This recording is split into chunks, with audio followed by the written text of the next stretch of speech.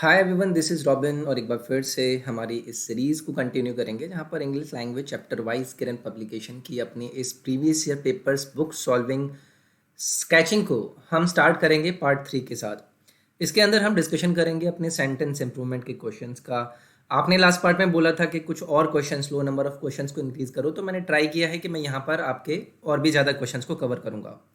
तो देखिए, आपसे पार्टिसिपेशन मुझे चाहिएगा। आप कोशिश करें कि आप अपने हर क्वेश्चन को अटेम्प्ट करने से पहले पेपर पर लिख लें या फिर अपने दिमाग में कैलकुलेट करके रखें कि भाई आपने कितने आंसर सही किए हैं। क्या आपको लगता है कि क्या वहाँ पर कोई और कॉन्सेप्ट आपको जो पता था वो आप यूज़ कर सकते थे।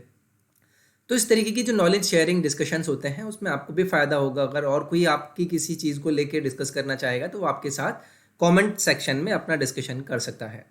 और इसके साथ साथ अगर आप में से किसी को भी कोई भी चीज़ से रिलेटेड डाउट होता है, आपको कोई सब्जेक्टिव स्ट्रैटेजी चाहिए कि भाई मेरा मेंस क्लियर हो गया है या फिर मेरा प्रीलिम्स क्लियर हो गया है, मेंस की स्ट्रैटेजी मुझे चाहिए, मैं किस तरीके से करूँ, सोर्सेज में क्या यूज़ करूँ, तो आप उसके लिए भी मुझे मैसेज कर सकते हैं। आप मुझे मेरी इंस्टाग्राम प्रोफाइल रॉबिन शर्मा 199 पर जाकर फॉलो कर सकते हैं। मुझे वहाँ पर मैसेज ड्रॉप कीजिए, मैं ट्राई करूँगा कि मैं आपके मैसेजेस के रिप्लाई करूँ। ये कुछ मेरे बारे में जानकारी। अपने सेशन को स्टार्ट करेंगे without wasting a single second. My name is robin. तो चलिए, आप भी अटेम्प्ट करेंगे और मैं उसके बाद आपको एक्सप्लेन करने की कोशिश करूँगा। तो देखिए, क्वेश्चन आपके सामने है पहला, please report to me when you return back from Delhi. तो देखिए, अगर आप इस एग्ज़ाम की तैयारी कर रहे हैं ना, तो आपको क्या होता है ना, आपको कभी भी एग्ज़ाम की तैयारी करते हैं तो PYQs का आपकी लाइफ में और आपकी तैयारी में बहुत ज़्यादा इंपॉर्टेंस रखता है। जैसे कि मैंने रिटर्न बैक की बात करी, तो आपने एक तरीके के क्वेश्चन आप इतनी बार देखेंगे, इतने सारे मॉक्स अगर आप दे लेंगे ना, तो आपको हर जगह देखने के लिए मिल जाएगा। तो मैं यहाँ पर बात करता हूँ when you return back from Delhi. तो देखिए, आपका रिटर्न के साथ आप बैक यूज़ करेंगे कोई सेंस नहीं देगा, क्योंकि जो रिटर्न होता है ना, जो रिटर्न होता है उसका ही जो आपका अर्थ होता है ये होता है आपका टर्न बैक, यानी पुरानी स्थिति में लौट जाना। तो रिटर्न के साथ कभी भी आप बैक यूज़ नहीं करेंगे। तो यहाँ पर जो करेक्ट ऑब्जर्वेशन होगा वो आपका होगा यू रिटर्न फ्रॉम दिल्ली। तो यहाँ पर आपका सेंटेंस नंबर 2 करेक्ट होगा। नेक्स्ट है आपका, Ravi has been demanding a lot more marks doesn't he. तो देखिए, जब भी आप क्वेश्चन टैग बनाने वाले वाक्यों को शुद्ध करने की कोशिश करते हैं या फिर आप सेंटेंस को इम्प्रूव करने की कोशिश करते हैं, तो जो आपका इनिशियल वाले पार्ट में ऑक्सिलरी वर्ब यूज हुआ है जो कि हैज़ है, तो क्वेश्चन टैग में यही आपका नेगेटिव सेंस आपको देने की कोशिश करेगा अगर आपने यहाँ पर इसे एफर्मेटिव सेंस में यूज़ किया है। तो करेक्ट जो सेंस बनेगा वो आपका क्या बनेगा, वो बनेगा आपका हैजंट ही, ना कि डजंट ही। तो इसी वजह से आपका यहाँ पर सेंटेंस नंबर ऑप्शन नंबर 1 यहाँ पर करेक्ट होगा। नेक्स्ट है आपका, exercise is benevolent to good health. तो देखिए, अगर आपको बेनिवोलेंट का अर्थ नहीं पता है तो आप कैसे कर पाएंगे। इसीलिए मैं आपसे कहता हूँ कि कभी भी अपनी तैयारी से पहले ना आप एक बार प्रीवियस ईयर पेपर्स में जितने भी क्वेश्चंस आपसे पूछे गए हैं या फिर MCQs पूछे गए हैं या फिर आपको मैं सेक्शन वाइज बात करूँ, एरर हो गया, फिलर हो गया, सेंटेंस इंप्रूवमेंट हो गया, वोकेबलरी हो गया, तो वोकेबलरी का सेक्शन पहले PYQs को एकदम अच्छे से कवर कर लीजिए। ये बेनिवोलेंट पता नहीं कितनी बार एग्जाम में आपसे पूछा जा चुका है। यही आपसे सेंटेंस इंप्रूवमेंट पे चेक करने के लिए पूछ लिया कि भाई बताइए, अगर आपको बेनिवोलेंट का अर्थ पता है तो आप इसे कर पाएंगे, नहीं तो आप नहीं कर पाएंगे। तो देखिए, जो बेनिवोलेंट होता है ना, उसका अर्थ होता है आपका दयालु, यानी कि आप इसे आप काइंड भी बोल सकते हैं, हेल्पफुल या फिर जेनरस भी बोल सकते हैं। वो होते हैं आपके बेनिवोलेंट। अब एक्सरसाइज तो आपके ऊपर दयालु होगी नहीं, तो नो इम्प्रूवमेंट तो आपका होना है नहीं, क्योंकि आपको पता है अगर बेनिवोलेंट का अर्थ क्या होगा। तो देखिए, सबसे जो सटीक यहाँ पर आपको अर्थ देगा ना, वो देगा आपको बेनिफिशियल। अब बेनिफिशियल का भी अर्थ आपको पता है कि किसी चीज़ का हितकार होना, लाभकारक होना। Something is really favourable for you, advantages for you, helpful for you, means it is beneficial for you. अगर मैं आपसे बेनिफिशियंट की बात करूं, अब देखिए, बेनिफिशियंट क्या है, एडजेक्टिव है जिसका अर्थ होता है किसी को हेल्प देना, किसी को काइंडनेस दिखाना, उदारवाद दिखाना किसी को। ठीक है, तो ये हो जाएगा आपका क्या, बेनिफिशियंट का अर्थ आपको पता चल गया। लेकिन ऑप्शन नंबर 1 आपका यहाँ पर करेक्ट होगा। ये बाउंटी से होता है ना, बाउंटीज का अर्थ होता है आपका, इसका अर्थ क्या होता है, इसका अर्थ होता है किसी चीज़ पर वही अपना जेन्यूरोसिटी दिखाना, मतलब उदारवादी दिखाना। ठीक है, तो आपका यहाँ पर करेक्ट जो फॉर्मेशन देगा वो देगा आपका beneficial. Exercise is beneficial to good health. Next है आपका, he parked his vehicle under the shade of a tree. तो देखिए, अगेन बहुत ही कॉमन सा क्वेश्चन है। अलग अलग आप मॉक देंगे, स्पीड मॉक्स देंगे, हर जगह पर आपको देखने के लिए मिल जाएगा। तो देखिए, अगर आपको कभी भी शेड ऑफ द ट्री की बात करते हैं ना, और आप शेड के नीचे छिपकर रहने की बात करते हैं, तो आप अंडर यूज नहीं करते हैं, आप बात करते हैं in the shade of a tree. तो यहाँ पर जो आपका प्रिपोजिशन यूज होगा ना, वो होगा आपका इन। अब इनकी बात करता हूँ तो ये एक पॉइंट होता है जो विद इन एन एरिया और स्पेस में हम बात करते हैं। अगर मैं अंडर की बात करूँ तो मैं किसी के नीचे की रहने की बात करूंगा, लेकिन शेड वाला जो काम है ना वो आपका इन आपको करेक्ट सेंटेंस देता है। ठीक है, तो यहाँ पर याद रखेंगे कि in the shade of tree होता है, ना कि under the shade of tree. Option number 2 आपका यहाँ से करेक्ट हो जाएगा। नेक्स्ट है आपका in case if it rain in case if it rains I shall not visit you. तो देखिए यहाँ पर जो आपने ये बोल्ड वाला पार्ट यूज़ किया है, इसमें आपने क्या किया है, इसमें आपने दो ऐसी चीज़ों को यूज़ कर लिया है जो कि आपको क्या कर रही हैं, एक ऐसा मतलब एक ऐसी सिचुएशन में डाल रही है जहाँ पर आपको पता नहीं है, you are uncertain about that thing. अब आपने इन केस भी यूज़ कर लिया है, फिर आपने इफ़ भी यूज़ कर लिया है, और दोनों आपका सेम ही चीज़ बताते हैं, तो ऑब्वियसली दोनों को एक साथ यूज़ करना तो कोई सेंस देगा नहीं। तो मैं यहाँ पर क्या यूज़ कर लूँगा, इफ़ यूज़ कर लूँगा कि भाई अगर बारिश होती है तो मैं आपसे मिलने नहीं आऊँगा। If it rains I shall not visit you. तो यहाँ पर जो करेक्ट सेंस देगा वो देगा आपको इफ़, ना कि आपका in case if it rains. या फिर आप इन केस यूज़ कर लेते, लेकिन दोनों को एक साथ मत यूज़ करो क्योंकि दोनों का सेंस ही वो है कि भाई अगर ऐसा हो तो, या फिर इस हालत में। अब इन केस भी आपको वही सेंस देता है, इफ़ भी आपको वही सेंस देता है, तो दोनों को बार बार यूज़ करने से कोई फ़ायदा नहीं होना था। नेक्स्ट है आपका TV sets have become costlier thanks to the sudden rise in the price of imported compounds. देखिए जो आपके टीवी सेट हैं वो क्या है, महंगे हो गए हैं। अब इसको लेके आपको क्या करना है, थैंक्स करना है कि भाई जो आपका इम्पोर्टेड कंपाउंड्स थे उसके सडन राइज को लेके।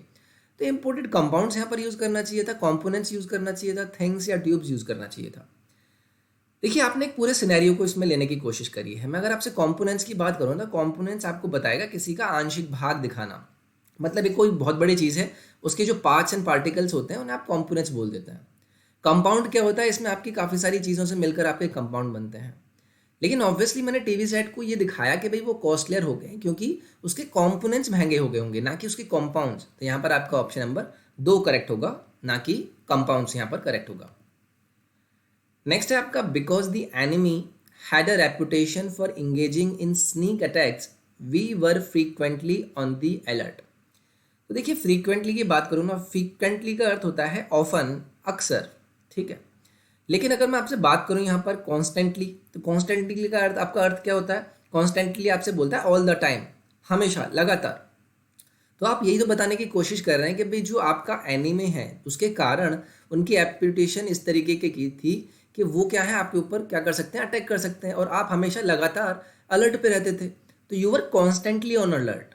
ठीक है, फ्रीक्वेंटली आप यहाँ पर यूज़ नहीं करेंगे, ओकेजनली तो बिल्कुल ही नहीं आएगा। ओकेजनली का अर्थ क्या होता है, कभी कभी, समटाइम्स बट नॉट ऑफन।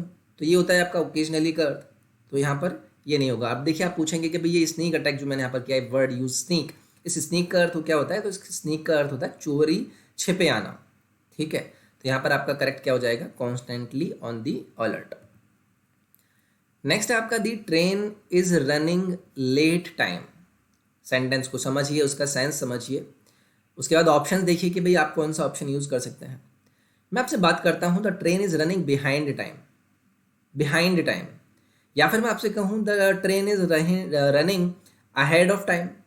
ठीक है, अहेड ऑफ टाइम, या तो उस टाइम के पहले होगी या बाद में होगी। तो अहेड और बिहाइंड आप यूज़ करते हैं किसी भी चीज़ की टाइमिंग को, मतलब इस तरीके की, जैसे ट्रेन हो गई, प्लेन हो गया, तो उस तरीके की चीज़ों को लेके आप क्या यूज़ करते हैं, बिहाइंड यूज़ करते हैं या फिर अहेड यूज़ करते हैं। ठीक है, तो निर्धारित समय से पूर्व के बाद। ठीक है, तो यहाँ पर आप बिहाइंड द टाइम यूज़ करेंगे, ना कि लेट। तो ये हो जाएगा आपका यहाँ से ऑप्शन नंबर 2 करेक्ट। नेक्स्ट है आपका God has bestowed man unusual gifts. तो देखिए पहले तो आपसे मैं बात करूँ बिस्टो समथिंग का अर्थ क्या होता है। तो बिस्टो समथिंग का अर्थ होता है किसी चीज़ को आप जब किसी को प्रदान करते हैं, अर्पित करते हैं। ठीक है, लेकिन अगर मैं बात करता हूँ ना कि आपने अगर किसी को अर्पित किया है, आपने किसी चीज़ के लिए अगर आपने, यानी if you have bestowed your self something for something. ठीक है, तो मतलब अगर आप इस चीज़ से दिखाना चाहते हैं तो समथिंग ऑन आप यूज़ करते हैं। ठीक है, लेकिन अगर आप किसी आदमी की बात करते हैं तो वहाँ पर आपको क्या यूज़ करना होगा, मैन से पहले आपको ऑन यूज़ करना होगा। मतलब आप बिस्टोज के साथ क्या है ना, अपनी एक वो दिखा रहे हैं टेंडेंसी कि आप मैन को वहाँ पर कंसीडर कर रहे हैं। तो बिस्टोड ऑन आता है हमेशा आपका। तो ये आपका यहाँ से सेंटेंस नंबर 3 कर देगा करेक्ट, यानी कि ऑप्शन नंबर 3 कर देगा करेक्ट। तो हमेशा याद रखेंगे कि अगर मैं bestow something on upon something की बात करता हूँ तो इसका अर्थ होता है कि मैं किसी को प्रदान करता हूँ कुछ, या फिर अपने आप को अर्पित करता हूँ। तो हम क्या यूज करेंगे, बिस्टोड ऑन मैन, ना कि बिस्टोड मैन। नेक्स्ट है आपका many workers were being held hostages. तो देखिए many workers were being held hostages, क्या आपको ये सही सेंटेंस दे रहा है, सही सेंस दे रहा है। आपका पहली चीज़ तो ये पैसिव वॉइस वाले फॉर्म में है, ठीक है। अब अगर ये आपका पैसिव वॉइस में है तो बीइंग का प्रयोग आप नहीं किया जा सकता यहाँ पे। Many workers were held hostages ही आपका करेक्ट देगा, हेल्ड हॉस्टेजेस से ही आपका ये पता चल जाएगा, या फिर आप हेल्ड एज हॉस्टेजेस बोल दें। लेकिन बीइंग आप यहाँ पर करेक्ट सेंस नहीं देंगे क्योंकि आपका जो वाक्य आप यूज़ कर रहे हैं ना वो पैसिव वॉइस के फॉर्म में ले रहे हैं। इसी वजह से आपका यहाँ से सेंटेंस दो करेक्ट होगा, that many workers were held as hostages, ना कि बीइंग हेल्ड हॉस्टेजेस। नेक्स्ट है आपका he told me that he was married 4 years। तो देखिए आपको ये तो पता चल गया कि यहाँ पर आपका सेंटेंस में इंप्रूवमेंट तो होना बनता है। तो आप करेक्ट सेंस देखिए ऑप्शन के हिसाब से, ही told me that he was married 4 years ago, बिल्कुल सही सेंस है। ऑप्शन नंबर 2 आपका यहाँ से करेक्ट हो जाएगा।